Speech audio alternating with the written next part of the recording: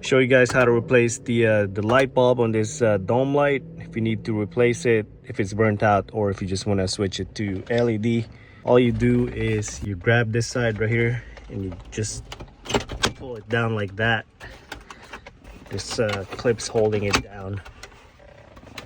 So you got these clips right here, 1, 2, 3, and 4, and we have our dome light right here.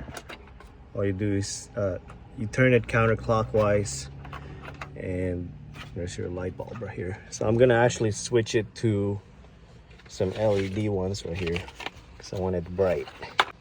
So this is the zero LED lights that I have. All right, so to pull it out, all you do is hold this side, the base, and pull the light bulb out. This is what it looks like.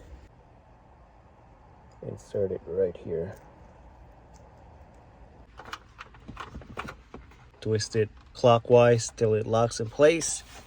Same for this one right here. I'm gonna replace this one too. And then to put it back on, just simply align those metal clips right in those holes right here, and then just kind of give it a good push.